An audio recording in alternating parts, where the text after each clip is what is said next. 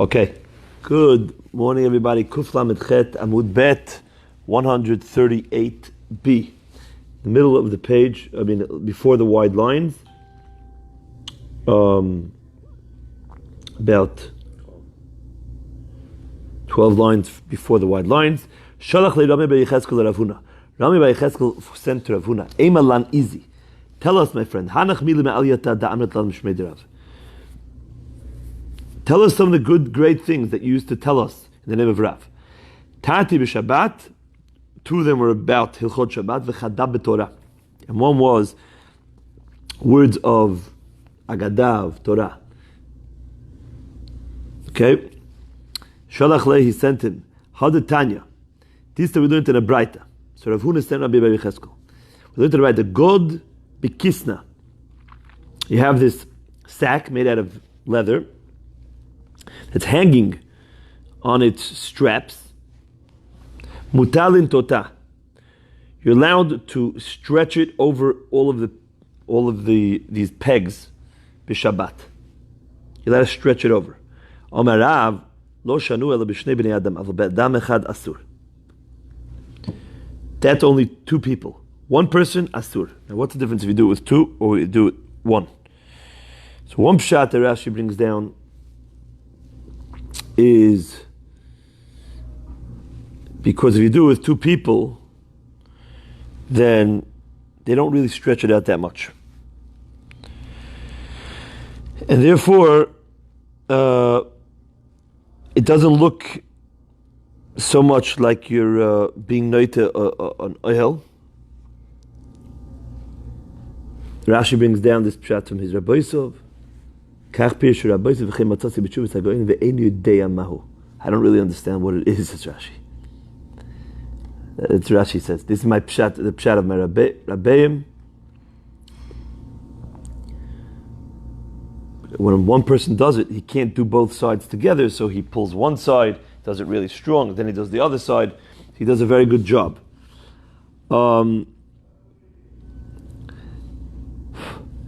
So the problem is like this. Now, even if you say that if you do it with one person, it's problematic, it was already up there on Erev Shabbat. So he's only being moisif to an oil aroy. So to that, the Mefarshim say that it wasn't really able to be used until you stretched it out, and therefore now you're making it into an oil as the first time. Two people, however, since they don't stretch it out very well, they're not really making this into a better oil. Fine. So says the Gemara, Amar Abaye, v'chilu afilu b'asar b'nei adam aser. A kila, they learned yesterday, the canopy, even with 10 people, it's aser to spread it on Shabbat. Why? Because it's impossible that I won't stretch a little bit, and therefore you're making an oil when you stretch it. Idach mahi. What is the second halacha in Shabbat? A stovetop that had legs, and one of the legs fell off. Okay, now these legs that fell off, now are you allowed to move it on Shabbat? So the answer is you're allowed to move it on Shabbat. Why? Because we're not worried that you're going to put the leg back in a strong way, you're not going to, bechozek. Why? Because since it has another 3 legs, so if it has another 3 legs, it could stand without the 4th leg. And therefore we're not worried that you're going to wedge the 4th leg back in and fix it. But shtayim, but if 2 out of the 4 fell out, asur, then you're not allowed to move it. Since, why? The whole kira you can't move. Since it can't stand that way. And we're worried that if you move it, even l'tzarech gufa, there's going to be a problem that you're going to end up trying to wedge the legs back in. And if you wedge them back in a way that they're in there strongly, you do a good job, you're going to be chayav mishum boneh. And therefore, they didn't let you move it. Rav Omer afilu chad nami. And Rav said on that even if one leg falls off, it's a problem. Asur gzeira shema yitka. We're worried that when you put that leg back in, you're going to wedge it in strongly, and you're going to be chayav mishum boneh. Not only when there's 2 that fell out. That was the second din that he said from Rav Benogea Shabbat. The third thing that he said that Rav Huna was accustomed to say over in the name of Rav was in regards to Torah. The Amar Rav, Atidah Torah shetishtachech miYisrael. The Rav said in the future the Torah will be forgotten of Klal Yisrael. Shenema v'hifla Hashem et makotcha. HaKadosh Baruch Hu will hit you with hifla, with makot that are wondrous. They're different than all other plagues. Hafla'azu ein yodea ma'u. And I don't know what is so different about this hitting that Hashem will do. Keshu Omer, it's when the pasuk in Yeshaya says, Lachen inni yosif le'afli et ha'am hazeh hafle v'afele. That therefore, I will add lehafli et ha'am hazeh hafle v'afele. Wonders of wonders. I will continue to hit them. Have Omer hafla'azu Torah. Because the end of the pasuk, which the Gemara doesn't bring down, is hafle v'afele, and then it says v'avda. Rashi brings that chachmat chachamav, and the wise will lose their Torah. Ubinat nivonav tistatar, and the discernment of the discerning ones will be hidden. So therefore, haflo zu Torah. So it's mamash the worst. It's different than all the other types of makot that in the future, chas v'shalom. That's what the pasuk is saying, that if we don't behave, well, it seems like, I don't know why he's saying asida. It's pretty, right? Those pasukim are talking about by the tochacha. If you don't behave yourself, then the flash. But Rav says the Torah is like telling you it's going to happen. Either we are or we're not. What do you mean either we are or we're not? We do tshuva or not? Or I know that's what I'm asking you. That the pasuk over there is in the pasukim of kitavo, of the tochacha. It's only the imlot tishmu'uli. If you don't listen, this will happen. So why is he saying asid the Torah shetishtech keach mi Yisrael? I'm not sure. Okay, Tanu Rabbanan. It's unbelievable that כשנכנסו סורה בצאנו לקרן ביבנה, אמרו, עתידה תורה שתשתכח מישראל שנאמר. When the Rabbotenu entered the Keren B'Yavne, the vineyards of Yavne, because they used to sit like a vineyard in rows, right? When the Sanhedrin moved to Yavne, they said the Torah will be forgotten for Klal Yisrael. Shenemar hinei yamim ba'im num Hashem Elokim. Maybe this is the pasuk. V'ishlachti ra'av ba'aretz. Days are coming. Promises Hashem Elokim, and I will send the hunger to the land. Lo ra'av l'lechem lo tamal hamayim ki l'shmoa es divrei Hashem. It will not be a hunger for bread, nor a hunger for, nor thirst for water. But rather, there'll be a hunger to listen to the words of Hashem. Uchtiv v'na'u miyam tzafon ve'ad mizrach. From the yam ad yam, umitzafon, from sea to sea, from north till east, yishotu levakesh dvar Hashem v'lo yimtzau, and they won't find it. Says the Gemara, Dvar Hashem zu halacha. the halacha won't be found. Dvar Hashem ze haketz. And it's also the ketz. Rashi says, how do you know that that's the ketz?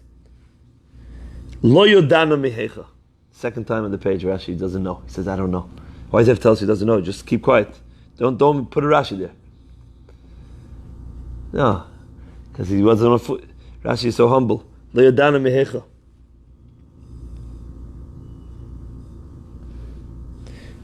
He says to look, you have a Gemara Brachot around there?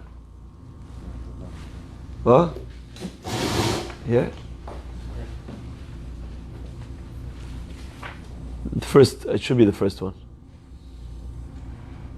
It's a regular Gemara, you have a regular one? Oh, yeah. Oh, perfect, yeah, perfect. Thank you. Rabbi Kiva Eger says to look over here. Thank you very much. Okay.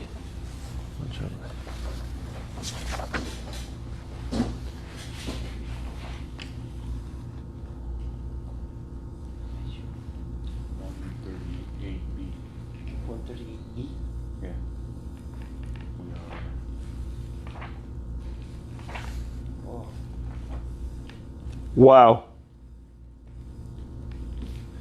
Rabbi Kiva Eger over here in Brachot, since I guess this is the first time that it happened in Shas, 24 pages in, Rashi says, Lo yodati heichani. So Rabbi Kiva Eger says, these are all the other places in Shas where Rashi says, I don't know. Oh, nice. There's about 35, 40 places he brings everyone. Okay, anyways, so we don't know that it means that. Now Tosafot says that ze haketz. So Tosafot says okay, so you see that the word Dvar Hashem is talking about the end of times. Dvar Hashem's du nevuah. It's also called Dvar Hashem el Hoshea. Dvar Hashem el Hoshea. So you see that Dvar Hashem also means nevuah. So one of the things that are going to be forgotten from Klal Yisrael is halacha.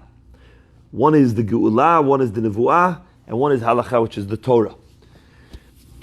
So maybe there's the pasuk that shows that it's going to happen. Okay, what does it mean that they will yishotatu? They'll scatter.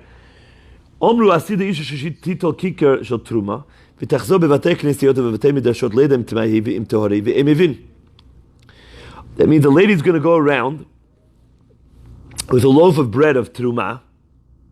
Okay. Now this loaf of bread was inside an oven made out of kli cheres, and a kli cheres, an earthenware oven, is only mitamei mi from the inside, not migaboy, but only from the inside of it.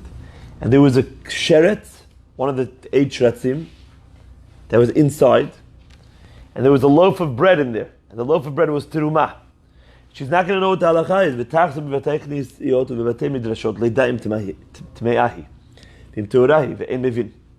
Nobody will understand the halacha. No one will be able to answer.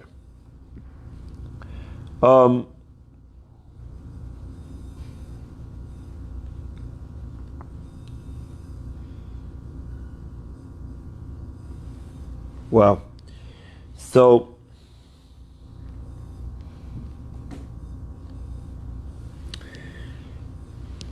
the Gemara says, what? How could that be? Im Torahi v'im Tmeahi. People won't know that halacha. How could that be? Behed yaktivve. It's a pasuk in the Torah. The Torah says, Mikol ha'ochel asher ye'achel. From any food that a person eats, at the end of the pasuk says, Yitma. What's the pasuk talking about? You have a piece of food inside a kli cheres, that in that kli cheres there was one of the shratzim. Okay? So the Torah is clearly telling you that it's going to be tameh. So how could a person forget that halacha? How's it possible that people are going to forget such a halacha? It's a pasuk in the Torah. Ela leida im rishonahi v'im shnihi ve'en mevin. She's not. Everybody's going to know it's tamei. The question is it rishon? Okay. Now the nevela, the nevela itself is an av, right?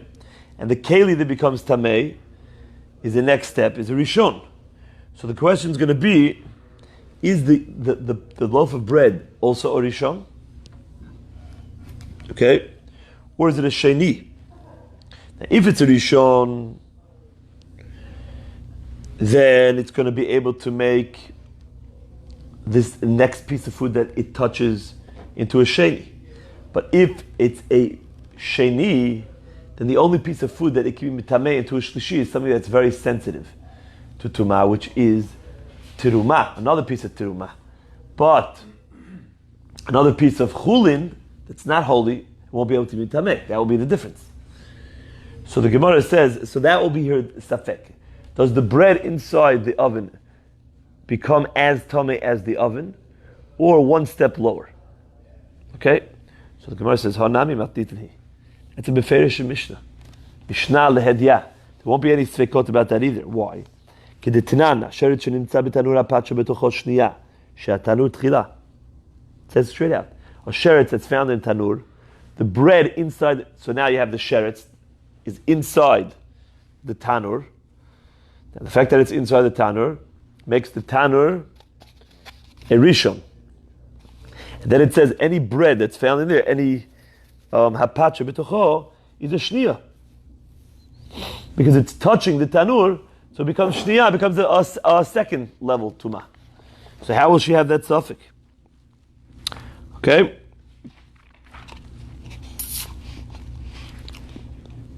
Says the Gemara, Mistapka, Hu Hoda Omalei Rav Ado, Barahava L'Rova. They won't know the question that Rav Ado Barahava asked to Rava. That's what they won't know about it. What's that question? He asked him, Lech Zei Hai Tanur Kemandim Lei Tuma, V'Tehave Pas Rishono. Rav Ado Barahava asked Rava a question on the Mishnah. What did he ask? He said, why don't we look at the tanur as if it's filled with tumah? Okay? The tanur has a dead sheretz inside it, so the whole the ear space of the tanur should be filled with tumah.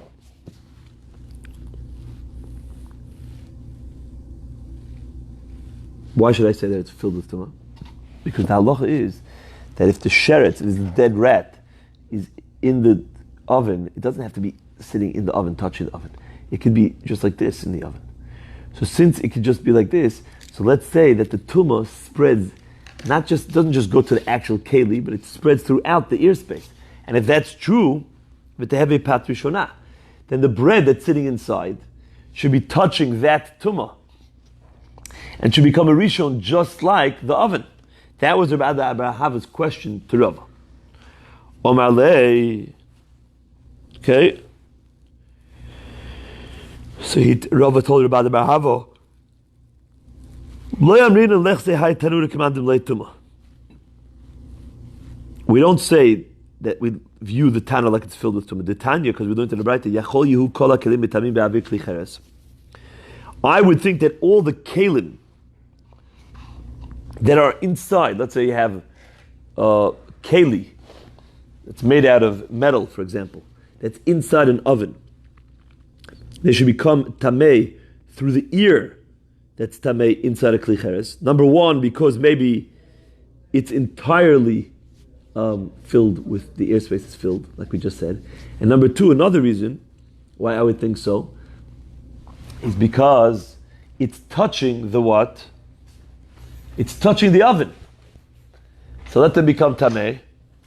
Tamud lomar kol asher b'tocho yutma. Mikol ha'ocher asher yochel. Ochlim mitamim be'avir kli cheres, ve'en kelim mitamim be'avir kli cheres. Only foods, but not kelim, from the avir. Why? First of all, because you don't look at the tanur like it's filled with the tumah of the sheretz. Therefore, the keli that's sitting inside the tanur is not actually touching the sheretz. And number two is that the keli can only be mekabel tumah from an ava tumah. You know, kelim can't be mekabel tumah from a Rishon, only from an Av. So therefore, what was the other reason that we thought it might become Tameh? Because it's touching the Tanur, which is already Tameh. Yeah, says the Gemara. That's what we learn from the Pasuk. Because only food can become Tameh from a Rishon. But Kalim, even if the Kalim are able to become Tameh from the back, from the part that's touching the Tanur, because they're made out of metal or wood, they're not Klicheres, but they can't become Tameh from a Tanur, which is a Rishon. There's no such a thing as them becoming Sheni. So therefore, the Meister Reb Ada Bar Hava had a question about this Mishnah. He didn't understand it. Ravak answered him, no, don't have any doubts about the Mishnah. But that doubt that he had on this Mishnah, even though there's a Mishnah, other people will have as well. Okay? Not that bad, right? You say it's like Reb Ada Bar Hava. It's not like Amaratzus. He asked the kasha on the Mishnah. Tanya, then the Gemara brings another pshat. Rabbi Shimon ben Yochai Omer, Chas v'shalom shetishtadkech Torah Yisrael. Chas v'shalom to say the Torah will be forgotten. Shene'emar ki lo tishachach mipi zaro. Elama ani mekayim yishoytetu levakesh es dvar Hashem v'lo yimtzou. By the way, these are all psukim about the Golus. This random middle of Shabbat over here. Rosh Chodesh, this is yesterday's daf. Rosh Chodesh Av. So that's telling you what's going to happen in the Galut at the end. But he says no. It means yishoytetu levakesh dvar Hashem v'lo yimtzou. Shelo yimtzeu alocha brura u'mishna brura. B'makom echad. You're not going to be able to find a place that has a halacha brura. Halacha brura means that there's no arguments between the chachamim about halacha. And mishnah brura means a mishnah that has the perfect text, that nobody argues about its text. Okay? In one place. Wherever you go, there's going to be a machloket. Some chachamim are going to say the halacha is you're allowed to do it. Some chachamim are going to say you're not allowed to do it. There's always going to be different machlokas, what the right text is in every Mishnah. Should you put this word in, that word in? That's what it means that it's going to be forgotten. But of course, the Torah is not going to be forgotten. Klal Yisrael is going to be on it. Okay. There's going to be major machlokat, that's what it means. They bring down from the Ben Yehoyada here. That's a very good thing, actually. HaKadosh Baruch Hu he makes it very good, even though the Gemara brought it down before from the pasuk of V'hifla Hashem et makotcha. But maybe Rav Shimon is only going on the other pasuk that says V'shlachti rov ba'aretz ki l'shmeir. It's going to be a hunger l'shmeir dvar Hashem yishoytetu miyam ad yom mitzafen ad lemizrach. There's a good thing about that. Because Baruch Hu is purposefully we're in Galut, right? So you could say it's the Makkah, but he says there's also something very, very important. HaKadosh Baruch Hu knows that he has to make Torah like this in the Galut. Why? Because if everything was so clear, then nobody would toil in the Torah. Especially since we're not on the level that we have that much ahavat Torah. So how do we develop ahavat Torah? How do we develop love for Torah? When there's difficulties, there's questions, answer, what? It doesn't make sense. So then you have to delve into it. And you become a Torah man. You spend 3 hours trying to figure out 2 words in Tosfos. It doesn't make sense. In this Gemara, what's going on over here? Then you open up that. So you become a Ben Torah. So you game ba Torah. You toil in Torah. Could be they toiled in Torah before, even when things were clear, because they didn't have to have such discrepancies or machloket to toil.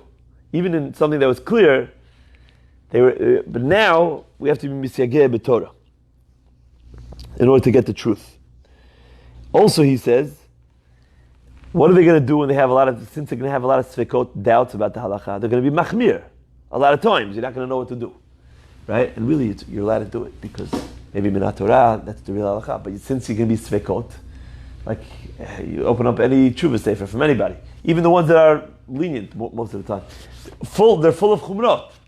Like over here, so it's better to be machmir since we don't know. There's different rishonim that go like this. It's better in this case. So he says it's going to be a tremendous defense for the Sanagoria for him. Look at Klal Yisrael. Look at us today. You know how many things we don't do today because Everyone, even the people that are more lenient. Because you should be machmer. All the places can say you should be machmer on this shayla. That's a tremendous merit for Klal Yisrael that we're being machmer. It's Sanagoria. This is Ben Yehoyada. Oh, very good. And he says that what does Rav Shimon Bar Yochai do with the pasuk V'hifla Hashem et makotcha? Sounds like it's going to be a makah. He's trying to make it all good. Ben Yehoyada. So has that chas v'sholem? We're not going to forget it. It's just there's going to be a lot of machloket, and Ben Yehoyada says that's great. It's going to be good that we're going to forget, because we're going to become toil in Torah, and we're going to be machmir. It's going to be a merit. So what do you mean v'hifla Hashem et makotcha? He says Rav Shimon Bar Yochai is going to learn it. V'hifla means to divide. V'hifla Hashem et makotcha. There'll be division. I don't know how it's a makkah, then I'm not sure exactly. Tanya Rabbi Yosef ben Elisha Omer, Im ra'ita dor shetzarot rabot ba'ot alav. Unbelievable. This is Beis Av. Yeah? Everything always works as the dash. If you see a generation, that many calamities are ba'ot alav. Tzeu b'dok b'dayanei Yisrael. Shekol pur'onu shebo la'olam. Le'boel b'shvil dayanei Yisrael. All the calamities that come to the world do not come only because of the judges of Klal Yisrael. Who pervert justice.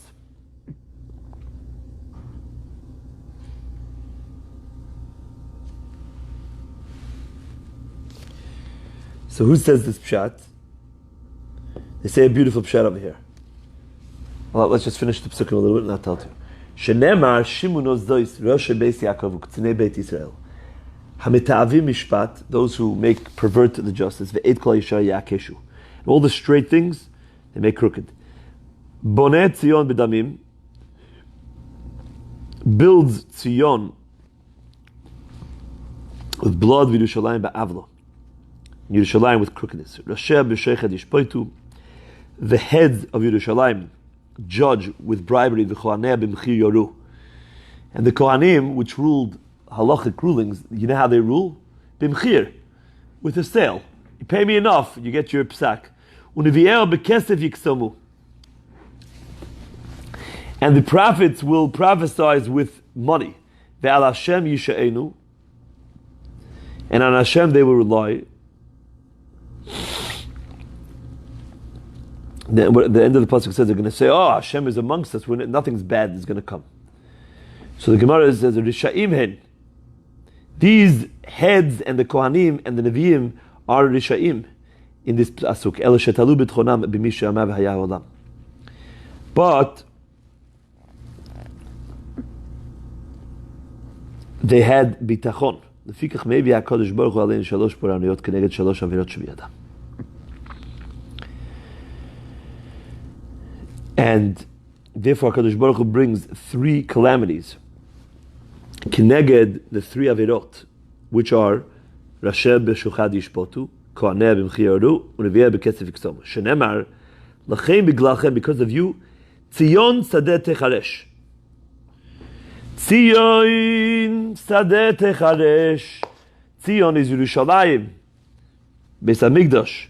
Sadeh techaresh. It's the Makam HaMikdash, the Hasharat HaShechina. So, Sadeh techaresh is what? That's Nevuah. By the way, where does the Nevuah come out? Wherever there's Hasharat HaShechina. The Maral says this unbelievable pshat. Listen to this. The Nevuah comes from where? The Nevuah comes from where there's Hasharat HaShechina. There's a Shechina here in the world. So where does the Shechina emanate from? From Tzion. So Sadeh techaresh will become plowed like a field. That's Keneged the Nevi'im that would take money. The next one is Yerushalayim Iyin. Yerushalayim will become, what's Iyin? Iyeh, what's Iyeh? Ayin Yud Yud. Like a island? Yeah. A desolate island. Why? Yerushalayim, by the way, who sits in Yerushalayim? The Sanhedrin, right? That's where all the Chachma comes out. Udvar Hashem Mirushalayim, right? Ki mitzion tetzei Torah Udvar Hashem Mirushalayim. So therefore, since Yerushalayim is the Chochmah, that is the Kohanim that are going to Paskin, Iyin Tiyeh. And the Harabayit, which is the place where they judge, because the Sanhedrin sits there, that's going to be Libamot Ya'ar. Harabayit Libamot Ya'ar is going to turn to like a forest. There's going to be grasses and trees that grow there. Now, another beautiful pshat they say here is that Kadosh Baruch Hu always treats Klal Yisrael with racham. He's called Kel Rachum V'Chanun. Even when he's upset, we ask Hashem, Birogez Rachem Tizkor. Remember your mercy. But, so what happens? So why are there so many calamities? So why doesn't Hashem have rachamim even when he's upset? The answer is, there's one thing that causes Hashem not to have rachamim, is that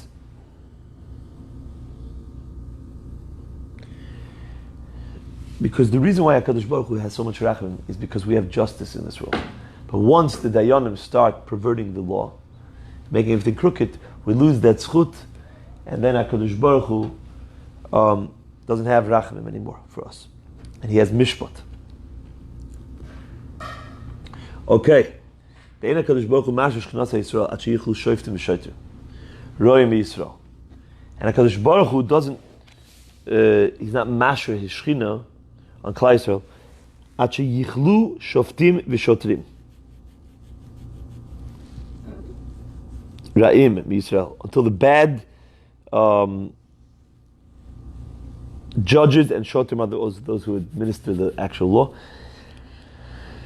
From Klal Yisrael, shenemar ve'ashiv yadi alayich ve'etrof kabor sigayich. Ve'ashiv yadi alayich ve'etrof kabor sigayich. Which means that Kadosh Baruch Hu is going to keep hitting us until he destroys those who rebel. Ve'etrof kabor, and I will purify like borit is a soap. Sigayich, those bad parts amongst Klal Yisrael, like the bad parts inside the silver. That's what Yeshaya is comparing all the bad parts. He's going to polish the silver. He's going to purify the silversmith. He's going to and he will remove all the bedil. The bedil is the lead that's found inside the silver. And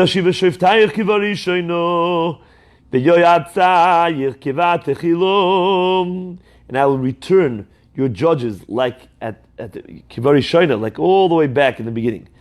And your advisors Kivat Chilo. And then it says in the Pasuk, Acharechein Yikorei Lochir HaTzedek. Then the Pasuk says, Kiryo Nemono.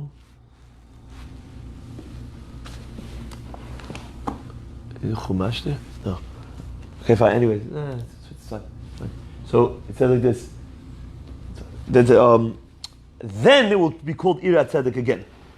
Once HaKadosh Baruch Hu removes this and puts back good ones, then the Shekhinah will be able to come back. Where does Hashem rest the Shekhinah? Elokim nitzav ba'adat kel.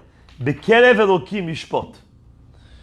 HaKadosh Baruch Hu needs a good Beit Din to come back, and that's where his Masher is Shekhinah. Okay. Omar Ula, in Yerushalayim nifte ela b'tzedakah.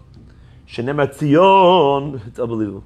B'mishpat tipadem, v'shoveho b'tzedakah. Tzion will be redeemed with justice, and its returnees with tzedakah. Okay? Omar of Papa. What are we supposed to do with these Gemarot, by the way? Most of us think, all right, fine, whatever. There's bad Dayanim. If the world is, okay, fine, what does it have to do with me? I'm not a Dayan. Now, you go over to a guy that's a Dayan, and he's doing all these types of funny types of halachot, and he's going to read this Gemara. He also thinks he's good. What are we supposed to do with this Gemara? How are we going to change this? Omarullah, in Yerushalayim, you hear this? You need to do tzedakah. This is telling us in the 9 days. These are the psukim that we read now. You know that? All these psukim are the haftorahs that we read in these 7 weeks. We read 3 of calamity and then 7 of nechama. These are all the psukim that we read. We have to give tzedakah. That's what it's telling us now. Amar of Papa, ibatli hiri. If the balagaiva, the haughty people, will cease to be amongst Klal Yisrael, those people that wear like big chups and they wear very fancy clothing, as if they're very chashuv, batli amgushi. Then all those people who cause people to go and do avodah zarah will also cease to be. Okay?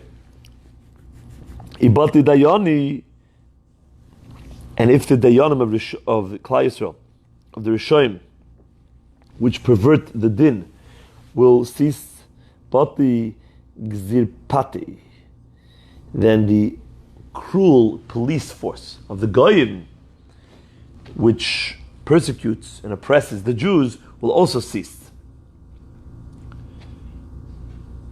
It's midah keneged midah. Also, there's a chazal that says anybody has his hori, it's as if he's over the avodah zarah, and Hashem says me and him can't live in the same place. So therefore, if you get rid of those people, and there won't be anybody that can seduce people to go to avodah zarah. Amazing. What's sigoyich? Sigoyich is a lashon of gadlut, of greatness. When HaKadosh Baruch Hu purifies and gets rid of sigoyich, then ve'asira kol bediloyich. Then Hashem will also remove the bediloyich, those people who are mavdil, bidilach. Another lashon is not led, but bediloyich, those who are mavdil between people between Hashem, people and Hashem. There are people that make people do averot. The movements, the conservative movements, reform, the secular, whatever it is, that will be removed. They are dividers. They divide Klal Yisrael to Hashem, from Hashem.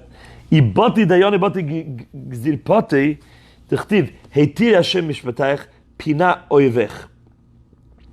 When HaKadosh Baruch Hu will remove mishpatayich, which means the bad judges, then also pina oyvech, he will remove, he will clear out your enemies, which are the shoitrim of Ovdei Kechavim. Obar Rabbi Malai Mishum Rabbi Lozer Rabbi Shimon. Ma'id chtiv shavar Hashem ater Hashem shevet moshtim. Hashem broke the staff of the Rishaim, the staff of the rulers. Shavar Hashem ater Rishaim elu adayanim shenastu makel chazanem.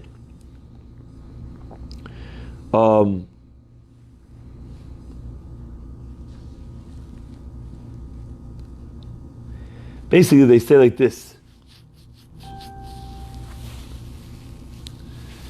that the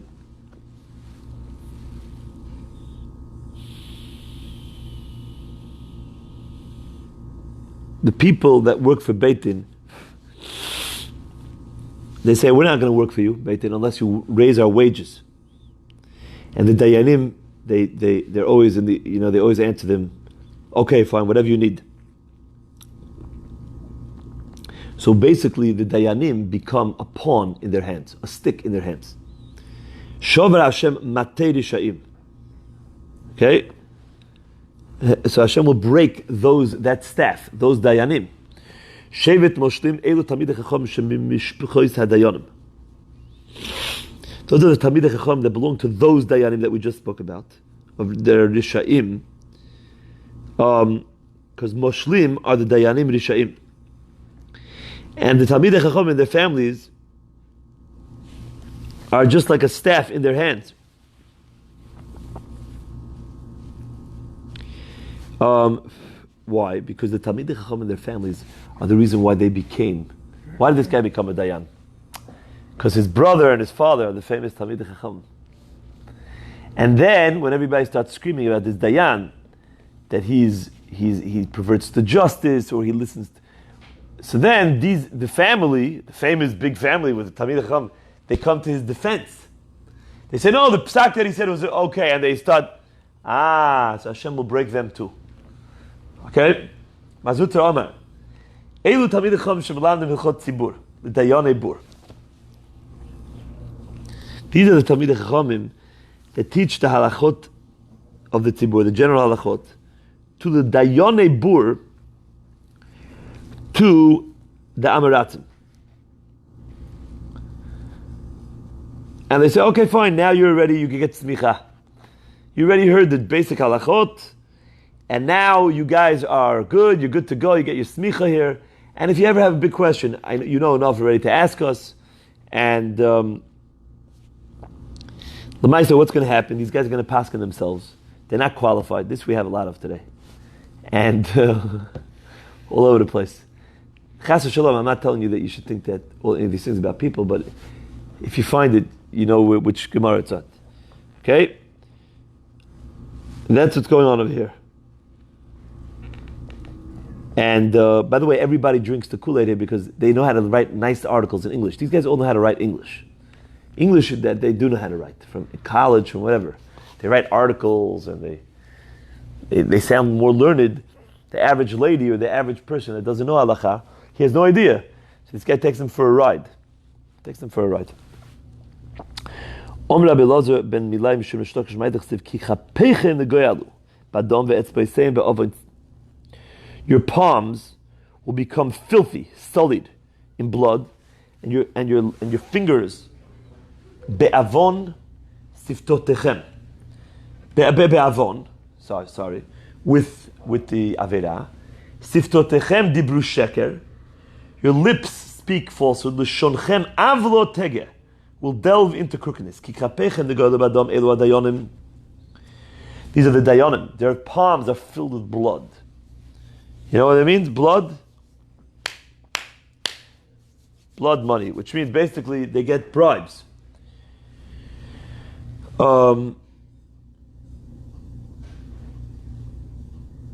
Now, with the bribe, they're going to pervert the justice and steal from the guy. When you steal a person from a person, it's as if, unbelievable Rashi here. Rashi says,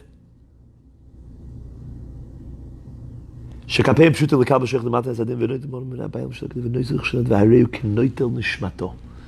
you steal from a person, it's like you're stealing his soul.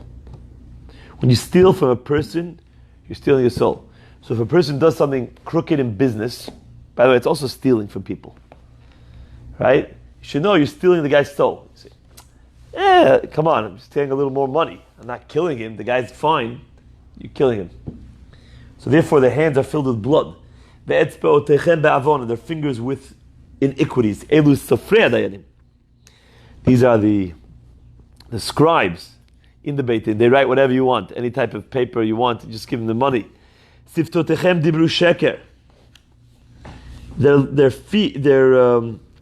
Their lips speak sheker. Elu orche hadayonim.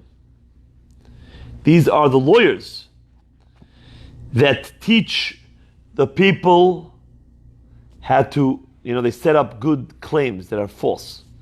The shonchem avlotege elu baledinim. But a lot of that, we have a lot of that problem today. The orche hadayonim, the lawyers and the toanim. The shonchem avlotege. They know these are the baledinim. These are the litigants themselves. Sometimes a guy goes to Beit Din with his friend Din Torah. He knows he's wrong. He knows the other guy's right. But he wants to win. So he lies. That's the last people in this pasuk. So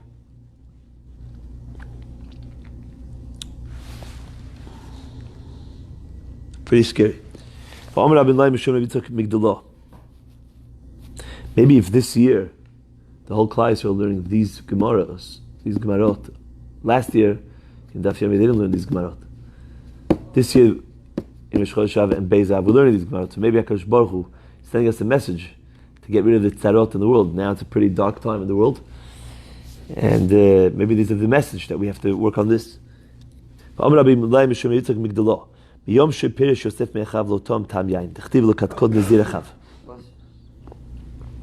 the day that Yosef got separated from his brothers, the pasuk says, "Ulikadkod nizir echav." He was a nizir of his brothers.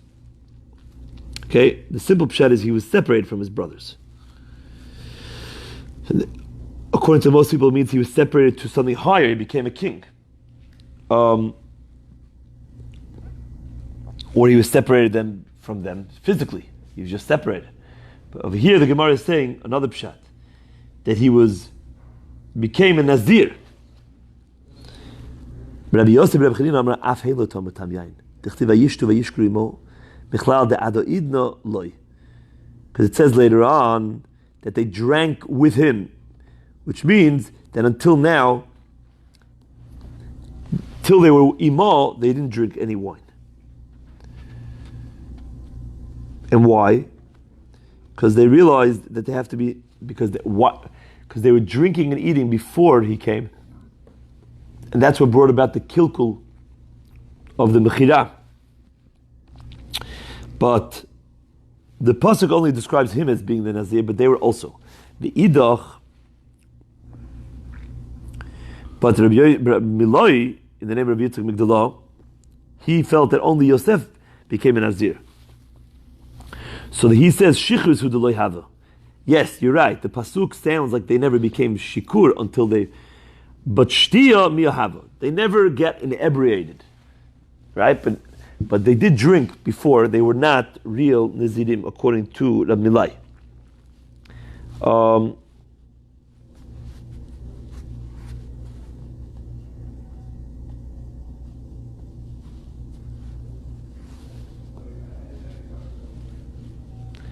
The problem is like this. How are they allowed to drink wine now if they're Nazir when they came to Yosef?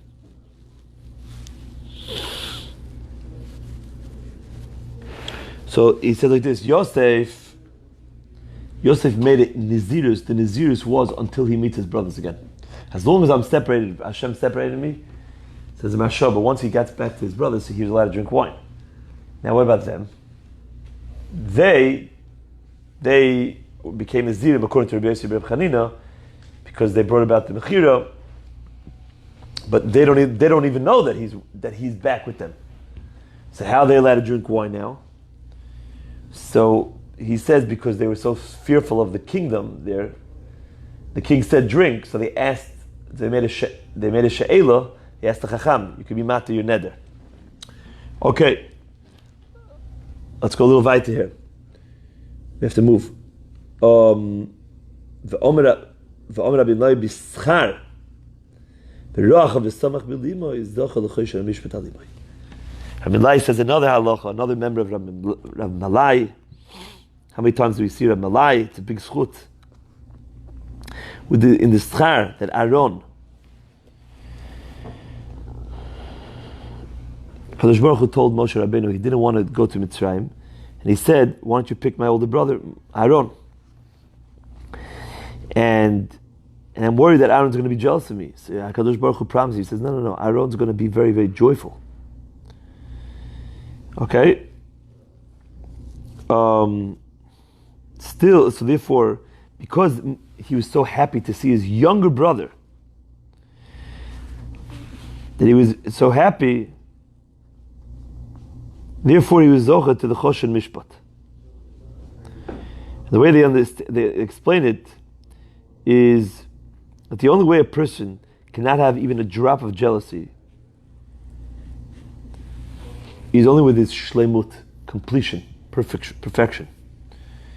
If he would have had a drop of jealousy, he wouldn't have been joyful.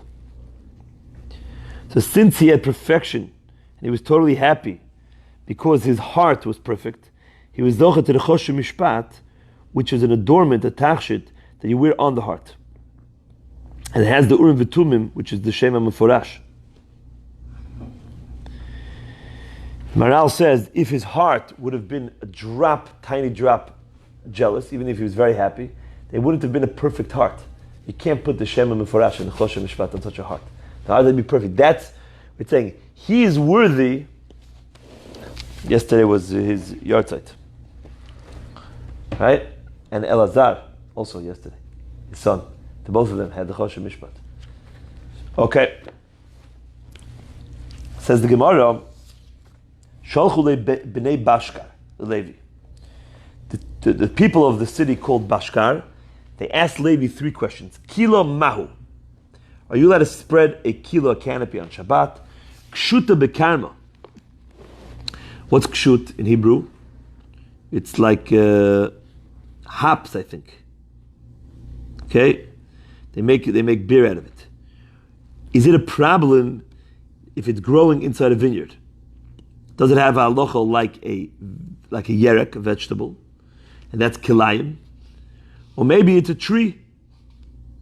And a tree is not kilayim when it's planted next to a vineyard. Because a vineyard has to be planted with other zera or yerek or tvua to be a problem of kilayim.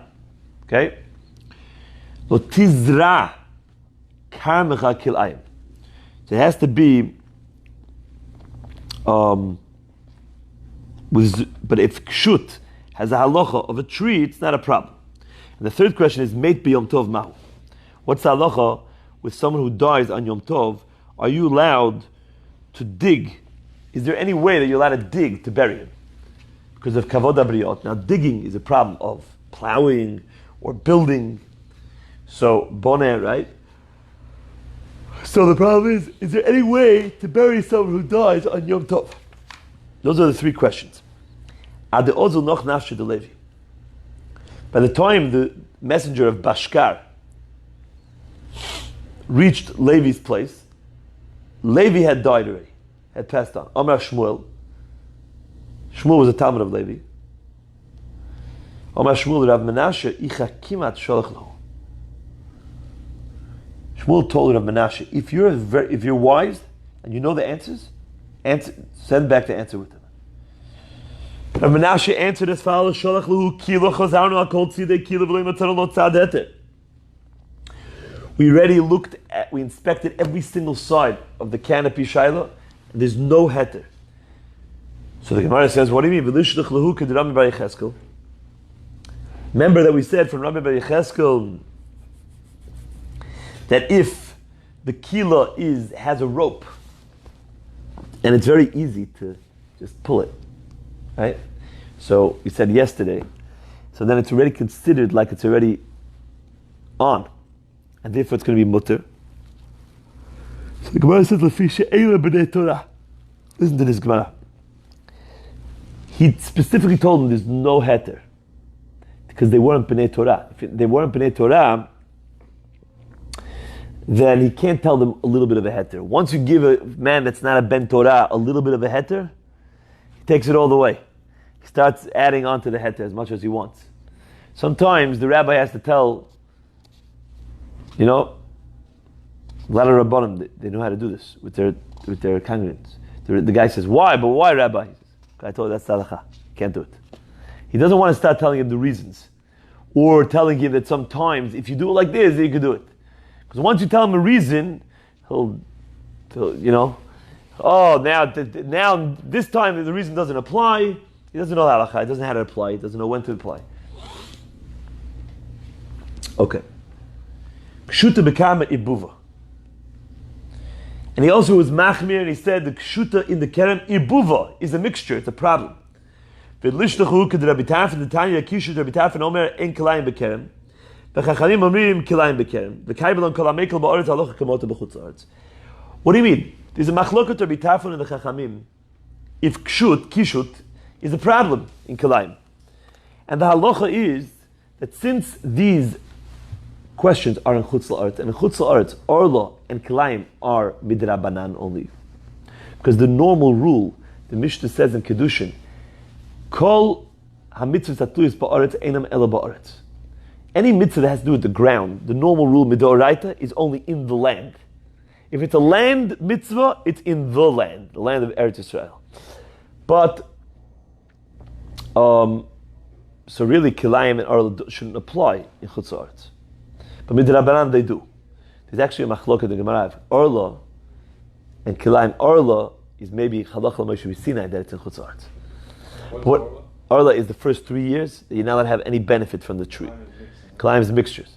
So, but there's another rule. The rule is that in chutz la'aretz, because it's midrabanan, and even if you say that Orla is halacha l'Moshe Sinai, but there's a rule Kol hamekel ba'aretz halacha k'motel b'chutz haaretz.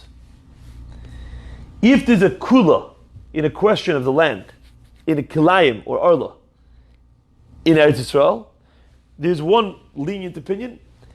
You always follow him in chutz la'aretz.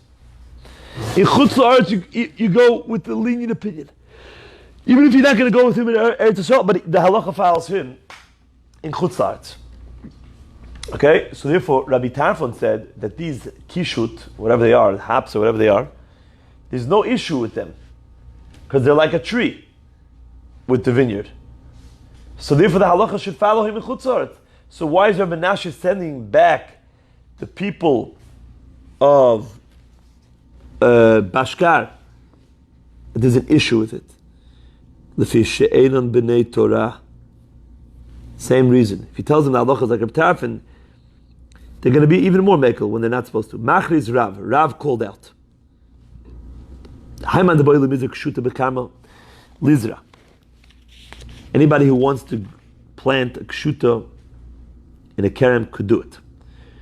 He allowed it actually. Because he was going like Rabbi Tarfon, because the halacha follows Rabbi Tarfon in chutz la'aretz. Rav Amram Chasidim and Agidi Lavei. Rav Amram Chasido would actually give makot if a person did such a thing. Okay? Why? Because Tosafot says, because he had the same type of city as the Bnei Bashka that were not Bnei Torah. So he prohibited it. And if a guy did it, he actually administered makot. Rav Mishashia used to pay a little goyish kid of $1 or $2, and the kid would plant it. Okay?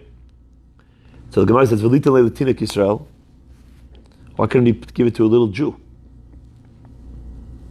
Which means, if he holds it's really okay, but he just doesn't want people to learn from what? From that, and start doing with other types of species, which are real problematic. So really, you're not doing an Aveirah at all. So he just doesn't want people to see him, an adult, doing it. So he gets a kid to do it. So why couldn't he give it to a Jewish kid? So the Gemara says, Atila Misrach. This is a very famous piece. There's a lot on this Gemara. That the child is going to come, when he gets older, to do it.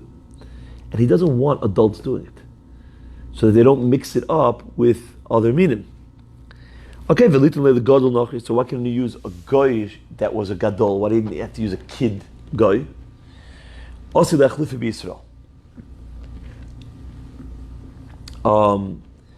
going to say, if the goy could do it, for Amash, it's not even a Jewish guy could do it. But if they see a goyish kid,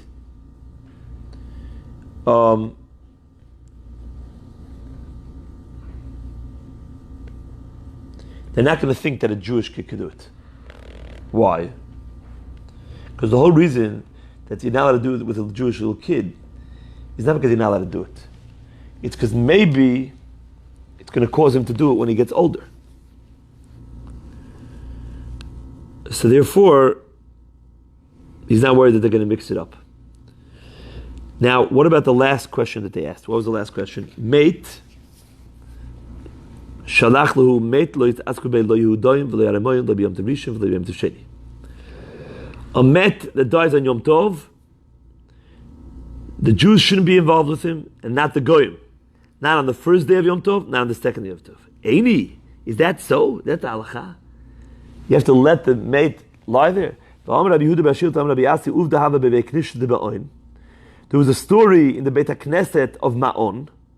There was a met over there, and he needed to be buried by Yom Tov hasamuch Shabbat, on Yom Tov that was right next to Shabbat. Now there's two ways that Yom Tov could be next to Shabbat. One is on Friday, Yom Tov falls on Friday, or on Sunday. Rav Asi said, I'm not sure what the story was, if it was Friday or a Sunday.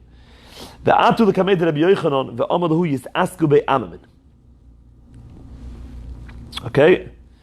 Now, I just want to make one thing clear. Rashi says, what was Rav Asi's suffix? I'm not sure if it was Friday or Sunday. Because on one hand, Friday is very good. Why? Because on Shabbat, even if the person's going to start to smell and all that, too bad. That's kavod for the met. The Rishonim say that. It's kavod for the met that he smells on Shabbat. Why? Why? Because this met is not being buried l'chvod Shabbat. So that's kavod for the met. To show that the met is we're keeping halachos with the met because of the chumrah of Shabbat. But Yom Tov is different. Yom Tov is not as chamur as Shabbat because it's not mitah. So the question is, can we do it in some way through a goy, even though Amir al-Akum is asur, but Amir al-Akum is isur derabanan on Yom Tov, which is not as chamur as Shabbat, for kavod avriyot. So he said, I'm not sure if the question was before Shabbat, because before Shabbat, what's going to happen? They're not going to be able to bury him today. Okay? So and tomorrow at Shabbat, they're not going to be able to bury him. So when's he going to get buried? On Sunday. So it's going to be, so therefore, maybe now you're allowed to use a goy. Or maybe no, maybe only after Shabbat. Why?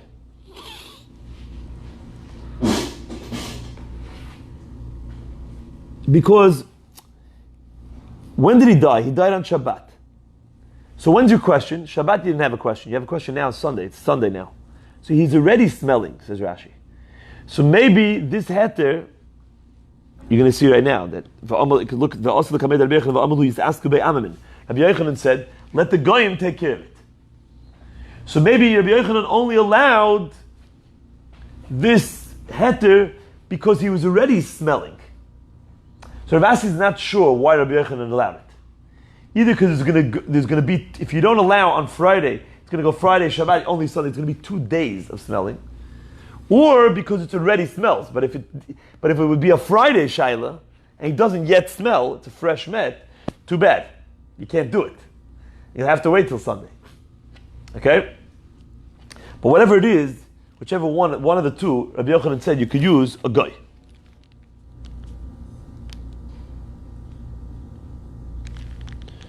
Yeah, do you have time?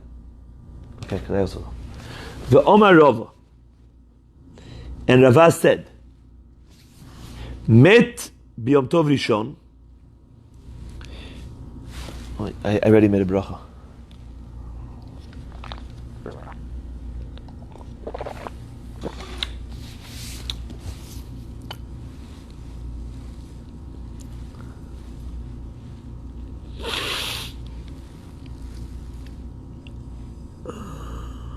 Okay, let's say a met who should have been buried on the first day of Yom Tov. Okay, now why? Because he already died the day before on Shabbat. He couldn't do anything on Shabbat. And now it's Sunday. Yitasku bo amamin. It says Rava, Sunday. He died on Shabbat. You can take care of it. B'Yom Tov Sheni Yitasku bo Yisrael. But if it's Yom Tov Sheni, it's asked by Yisrael. Then you can already use a Yisrael. Okay? V'afilu b'Yom Tov Sheni shel Rosh Hashanah. Now Yom Tov Sheni, Rabbatai, today is only midrabanan. It's not talking about in the days where they had a real safek because the shlichim didn't come, so they didn't know which day was Yom Tov. It means now that we already know which is the real day, but we only keep it because the Rabbanan said still keep it like in the olden days.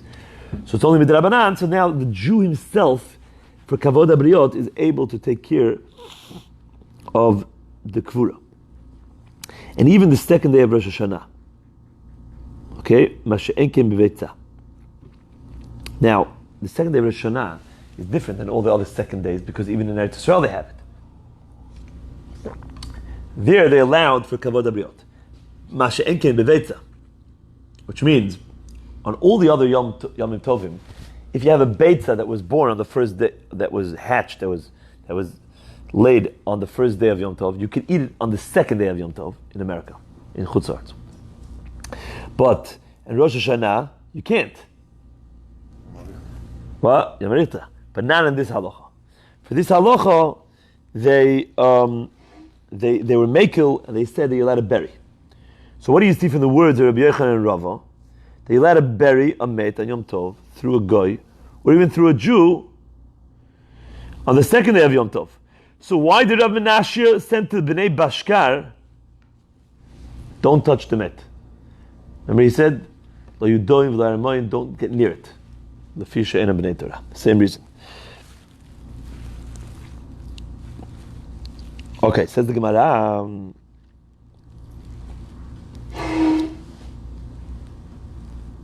A person is allowed to wrap himself in a kila, which is like a canopy, like a sheet, ubikaseha, and with its straps that are attached to it, which you pull them and they stretch out, and you could, you'd hang it like an ohel. And he can go out the eno choshesh. He doesn't have to worry about the fact that he's carrying the ritzuot. Now, the ritzuot are not really, you're not wearing the ritzuot. The ritzuot are just hanging off what he's wearing. So, and they're only there to aid in the function of this kila. But we don't consider them a master, and it's not a problem. Says the Gemara, why is that different than Rav Huna? If a person wears a talit that only has 3 corners that have tzitzit, so he's chayav chatat. Why? Because all the strings that are just hanging, they have no purpose. Because you're not doing any mitzvah. You could have many strings, but if you don't have that 4th corner, it's actually asur to wear it. So now what you're wearing is just a maser, and it's not derech malbush. So those, right?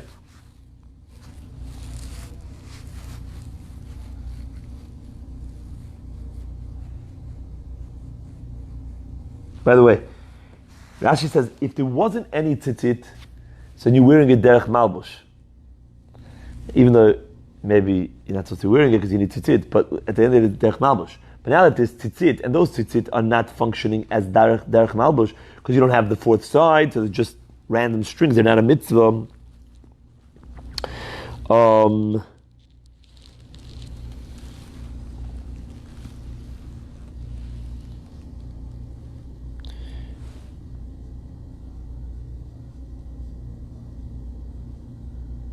Then you chayav chatat. So why don't we consider the straps of the kila also? Let it be chayav chatat. By the way, let me ask you a question. What about if you're wearing regular tzitzit on Shabbat? Why is that not a problem? Maybe you're doing a mitzvah, but the strings, you're not wearing them. You're wearing the beged. The strings are just hanging off. The answer is because they're considered part of the beauty of the talit. But there ain't no beauty from strings hanging off if there's no mitzvah. They're only beautiful if they adorn it with the mitzvah because there's a purpose in them. If there's no purpose, and they're not part of the beauty of the beged. If they're not part of the beauty of the beged, they're just like extra random strings. Therefore, you should be chayav, you are chayav chatat. So why not by the straps of the kilo? So the Gemara says, tzitzit gabi talit chashivi. Tzitzit are chashuv when you compare them to talit, because there's tchelet on them. Velo batli, and they don't become batel to the garment.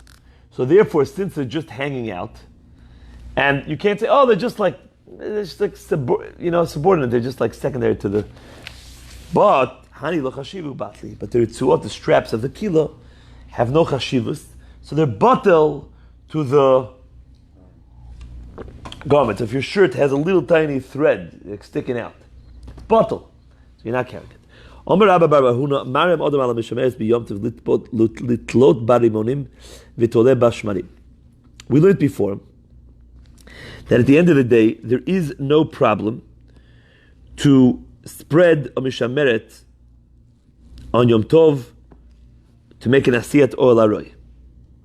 Right? It's not an issue, according to Rashi at least, it wasn't an issue of making an ohel. Okay? And the only issue was, you're not allowed to do it. Why did the Mishnah say not allowed to do it? Because of uvda dechol, if you remember. Okay? So, meaning if you do it, you're going to end up filtering things in a way of kviyos, which is going to be astur on Yom Tov. That's only if you spread it in order to filter. What about if you spread it just to hold pomegranates? You need a place to put 12 pomegranates. So you have a barrel. The barrel's filled with things. So you put this, or it's not filled with things, whatever, but you want to make it like a little basket. So you put the sheet over it. So it's not uvda d'choil. Because uvda d'choil is you're trying to put up a filter, a strainer. So now, could you do that? Could you do that trick? I'm putting it up, litlot barimonim. And then after you put it up, the Mishnah said that you're allowed to already be mistan and shmorim on Yom Tov. It's not a problem of borer. Because it's not a problem of Yom Tov of borer. It's not a real borer. Right? So now I put it up for that reason. And now it's like a loophole, it's a trick. And now I'll be mistan in what I wanted to be mistan in my shmorim. As long as you actually use the trick, you used it for Rimayim first, then you could do that. Says the Gemara, why is it different from the following brayta? You let her cook beer on Chol HaMoed for the needs of the Moed. Shelo letzorech HaMoed asur, right? Echad shechar tmarim ve'echad shechar sorim. You're even allowed to cook barley, not only date beer, but even barley beer. Okay? Even though it's much more difficult, there's a great tircha involved. What about if I have beer already? I have enough for the moed. So you tell me, of course you can't cook it, right? Because you're not cooking it for the moed now. You want to cook now a batch for after the moed. So, if you have old ones, says the Braita, you're allowed to. What do? You cook a new batch and you drink from the new batch. Okay? So even though when you're cooking it, you can't tell that it's for the moed, but since at the end of the day, when he drinks from it, he shows everybody that the cooking was for the moed. Therefore, mochiach stofo atchilato, that everything was fine. So here too, so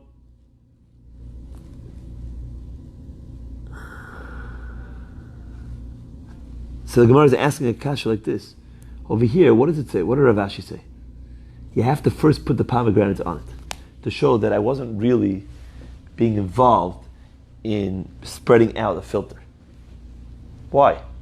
Why can't you first spread out the filter and put your shmarim on and filter them? Because that's the halacha. Once it's on, from before, you're allowed to filter on Yom Tov, the shmarim. Okay, you say, 1 second, what's this guy doing? Now that he's filtering his shmarim, that means that he placed it on for that reason. No, and then after the shmarim, I put some pomegranates on it. And mochiach stofo atchilato, that the reason why I did it was for the pomegranates. I never put it on to filter. It was just like an afterthought, and I happened to do the afterthought first. Just like by the beer. You're allowed to cook the beer, even though everybody knows that what? Right. So that's the Gemara's teretz. The Gemara's teretz is not everybody knows. If everybody would know, says the Gemara, Hosan leimucha milsa. Nobody knows that you have old beer. So when you're cooking it, it doesn't look so bad. That's why we let you taste it after you cook it. But here, what's the norm when you spread a filter over a barrel? You want to filter. And everybody sees, as everybody's thinking. And then you go ahead and you put the sediments on first. So that's a problem. So you're not allowed to do shifting. So the only way you do it is if you put it on and you show right away that it's not an act of filtering and it's only an act of making a tola for rimonim. Amr le Rabbanon le Rav Ashi. Chazi mar haitzur ben Rabbanon. V'Rav Huna ben Rab Chiyun Shmei. Take a look, our master, at this young Talmid Chacham, whose name is Rav Huna ben Rabbi Chiyun.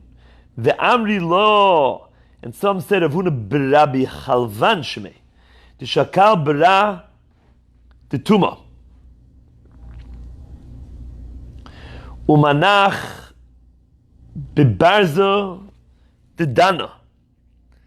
He took this garlic bulb, clove, whatever, and he stuffed it into a hole inside a barrel of wine. The Omer Latznuye Kamichavda. And he said, why am I doing this? I just want to have a place to put my garlic. And that way, he really fixed his keli, even though his main intention was really to fix the keli. Now, really, midoraita, it's not a problem. Why? Because you're not really fixing it bechozek, like you're not wedging it in properly, and it's only for the time being. So, and it's not the normal way to really fix a hole. Okay, so if it would be melacha doraita, that would be a real problem. So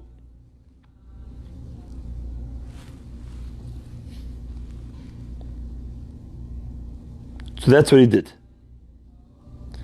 The ozu v'noim b'mabro. Then he went ahead. This Talmid Chacham, and he slept b'maboro. V'over lahach yisa, v'soyer peri, v'omer anol meinam kabichavna. What happened was he fell asleep in someone's boat, and he had fruits on the other side of the river. Okay, you're not allowed to go on a boat on Shabbat. But he wanted to get to the other side of the river to make sure that his fruits were in good condition. No one's going to steal them, this and that. How am I going to get to the other side? So he fell asleep in this boat. And he knew that the boat's going to, this little canoe, whatever, little small boat, he knew that it's going to go to the other side. So he said, what do you want from me? I didn't want to cross the river, I just wanted to fall asleep. Even though I knew that he might take this boat, but I wasn't trying to do that, I wanted to go to sleep. Next thing I knew, I woke up on this side of the river. So,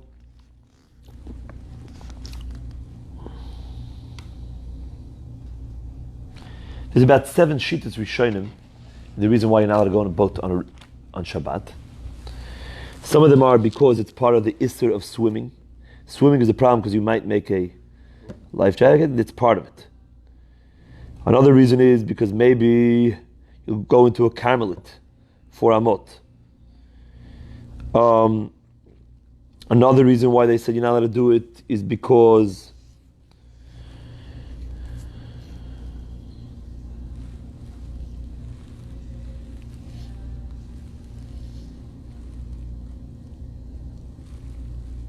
the person's going to get nauseous the first 3 days. Therefore, he's not going to enjoy Shabbat, he's not going to eat on Shabbat.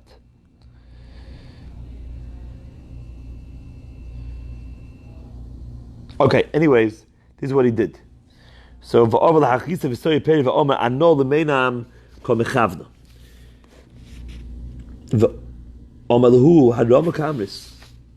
Ravashi said, you are trying to knock this Talmid Chacham, you're talking about Harama. Harama b'derabbanan hi. This is all Harama in Issa derabbanan. B'tzurva merabbanan le'osa l'meved l'chatchila.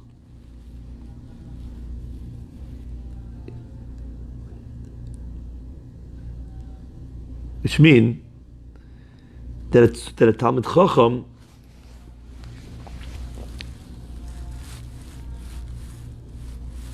the most is going to be over, right? It's going to be Issa derabbanan. So when they weren't machmir on him, they weren't machmir on him to do Harama. Why? Because he's not going to ever do it l'chatchila without Harama. So therefore, since he's doing Harama, and he's not really being over on anything, and the worst that he would be over would be the Rabbanon, and he would be careful not to do it without the Harama, therefore they weren't machmir on him at all, and therefore it's all going to be mutar.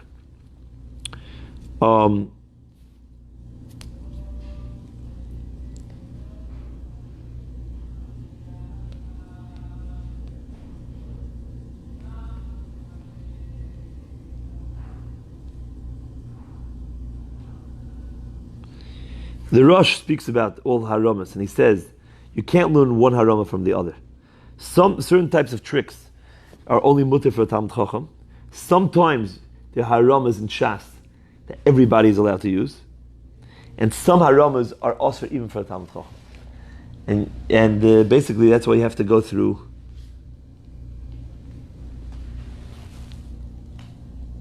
the different sugyas. There's a sugya in Beya, there's a sugya. Let me see one thing.